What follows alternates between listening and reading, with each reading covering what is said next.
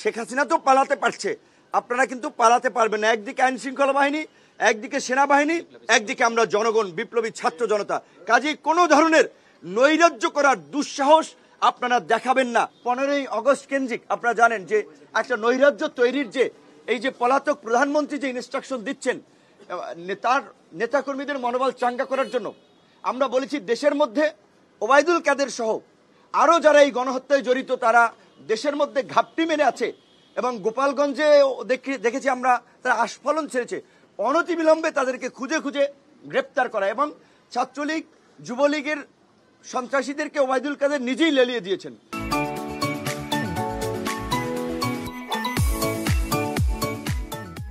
কাজে এখন তাকে গ্রেপ্তার করা একটা প্রধান একটা বিষয় হয়ে দাঁড়িয়েছে। তাকে গ্রেপ্তার করলে অনেক কিছু বের হয়ে আসবে। পাশাপাশি ছাত্রলীগ যুবলীগ যেহেতু এই আন্দোলনে ভায়োলেন্স করেছে, সরাসরি গুলি চালিয়েছে এবং ষষ্ঠ উপদেষ্টা মহোদয় নিজেই বলেছেন তিনি আপনার 7.6 mm গুলি তিনি বিডিআর সদস্যের এই আপনার সিনাতে দেখেছেন। তো কাজে এই যে চিহ্নিত অস্ত্রধারী সন্ত্রাসীদেরকে অনতিবিলম্বে গ্রেপ্তার করা, সকল ধরনের অবৈধ এবং বৈধ অস্ত্র জমা নেওয়া এবং এই সন্ত্রাসী কর্মকাণ্ডের জন্য রাজনৈতিক দলকে নিষিদ্ধ, সেটা নির্বাহী আদেশ কিংবা আপনার নির্বাচন কমিশন অনেক নিয়ম নীতির মধ্যে দিয়ে হবে, কিন্তু ছাত্রলীগ যুবলীগকে সন্ত্রাসী সংগঠন হিসেবে চিহ্নিত করে স্বরাষ্ট্র মন্ত্রণালয়ে প্রজ্ঞাপন দিতে পারে, আমরা তার কাছে সেটি দাবি জানিয়েছি। পাশাপাশি তিনি আমাদের কাছে অনুরোধ জানিয়েছেন, আহ্বান জানিয়েছেন, দেশবাসীর প্রতি আহ্বান জানিয়েছেন আমাদের মাধ্যমে ল অ্যান্ড অর্ডারকে স্বাভাবিক করতে পুলিশ প্রশাসনকে সব ধরনের সহযোগিতা করতে। কোথাও যদি কোনো চিহ্নিত সন্ত্রাসী নৈরাজ্যকারী কোনো অবস্থান করে থাকে আমাদেরকে তথ্য দেবেন। তার ব্যক্তিগত নাম্বার, তার কর্মকর্তাদের নাম্বার আমাদেরকে দিয়ে দিয়েছে, তারা পরিষ্কারভাবেই বলে দিয়েছে আমরা তাদের তথ্য দেওয়া মাত্রই তাদের বিরুদ্ধে পদক্ষেপ নেওয়া হবে। সর্বশেষ যেই কথা, এই যে একটা সরকার গঠিত হয়েছে, এখনও আমাদের অনেক ঝুঁকি রয়েছে, আশঙ্কা রয়েছে। কাজে আগামীকালকে থেকে ইতিমধ্যে বিভিন্ন রাজনৈতিক দল, ছাত্র জনতা সবাই আওয়ামী লীগকে নিষিদ্ধ করা সহ বিভিন্ন দাবিতে রাজপথে নামছেন। আন্দোলনকারী দলকে যারা বিপ্লবী ছিলেন, বিপ্লবীদের দ্বারা কোথাও যেন কোনো বিন্দুমাত্র শৃঙ্খলার ঘাটতি না হয়, কোনো কেউ ভায়োলেন্স তৈরি করতে চাইলে যথাসময়ে পুলিশ এবং সেনাবাহিনীর সহযোগিতা নিয়ে তাদেরকে যেন আটক করার ক্ষেত্রে সবাই সহযোগিতা করে, তারা সেটি আহ্বান জানিয়েছেন। কারণ আমরা স্বাধীনতা অর্জন করেছি, এখন শান্তিপূর্ণভাবে দেশকে শান্তির পথে পরিচালিত করা আমাদের দায়িত্ব, সরকারের দায়িত্ব। এই সরকারের রাষ্ট্র পরিচালনায় অনেকের অভিজ্ঞতা নাই, কাজে আমরা যদি সহযোগিতা না করি, সেই সহযোগিতা ছাড়া তারা কিন্তু সাকসেস হবে না।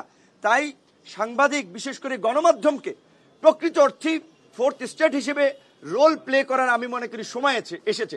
আপনাদের অবাধ স্বাধীনতা রয়েছে, কোথাও কোনো বিশৃঙ্খলা নৈরাজ্য দেখা মাত্র আপনারা গণমাধ্যমে তুলে আনেন এবং আপনারাও আপনাদের জায়গা থেকে সরকারের কাছেও আপনারাও এই বিষয়গুলো নিয়ে কথা বলেন। আমরা নাগরিক সমাজ, রাজনৈতিক দলের পক্ষ থেকে আমাদের অবস্থানগুলো জানাচ্ছি, আমরা সব ধরনের সহযোগিতা করব। সবাইকে শান্তিপূর্ণভাবে কর্মসূচি পালনের আহ্বান জানিয়ে আওয়ামী লীগের প্রতি, ছাত্রলীগ যুবলীগের প্রতি যারা দেশে আছেন তাদের প্রতি একটা আহ্বান রাখতে চাই যে আমরা আপনাদেরকে গত 4-5 বছর ধরে বলছিলাম যে শেখ হাসিনা পালিয়ে যাবে, ওবায়দুল কাদের, সালমান এফ রহমানরা হয়তো আফগানিস্তানের মতো প্লেনের চাকা ধরে পালাতে পারবে, আপনাদেরকে এই দেশে থাকতে হবে। কাজেই আপনারা এমন কিছু করেন না ক্ষমতার পট পরিবর্তন হলে জনরোষে আপনাদের অবস্থা খারাপ হয়। তো আপনারা কথা শোনেন নাই, আপনারা এমন কর্মকাণ্ড করেছেন, এখন জনগণ আপনাদেরকে পাইলে কি করবে আল্লাহ মাহবুদ জানে। তো সেই জায়গা থেকে আপনারা এইটুকু বলবো, আপনাদের প্রধান নেত্রী পালিয়ে গিয়েছেন, আপনাদের কারো কথা ভাবেন নাই। প্রধান সেই নেত্রীর ছেলে তিনি বলেছেন যে তিনি কোনো পার্টির কথা, দলের কথা ভাবছেন না, তিনি তার মা, তার পরিবারের কথা ভাবছেন। কাজেই আপনারা যদি কারো উস্কানিতে রাস্তায় নেমে কোনো ধরনের নৈরাজ্য এবং বিশৃঙ্খলা করেন, শেখ হাসিনা তো পালাতে পারছে, আপনারা কিন্তু পালাতে পারবেন না। একদিকে আইন শৃঙ্খলা বাহিনী, একদিকে সেনাবাহিনী, একদিকে আমরা জনগণ, বিপ্লবী ছাত্র জনতা। কাজেই কোনো ধরনের নৈরাজ্য করার দুঃসাহস আপনারা দেখাবেন না। আমরা চাই যারা আছেন ক্ষমা চেয়ে আপনারা ভালো হয়ে যান, শান্তিপূর্ণভাবে দেশে থাকেন। কোনো ধরনের বিশৃঙ্খলা করা থাকলে বিপ্লবী ছাত্র জনতা এবং সরকার মিলে আপনাদের বিরুদ্ধে ব্যবস্থা নেবে, আপনাদেরকে হুঁশিয়ার এবং সাবধান করে দিতে চাই। শেখ মুজিবুর রহমান সাহেব একজন জাতীয় নেতা ছিলেন, কাজী তার প্রতি শ্রদ্ধা নিবেদন কিংবা তার প্রতি কারো ভালোবাসা থাকতে পারে।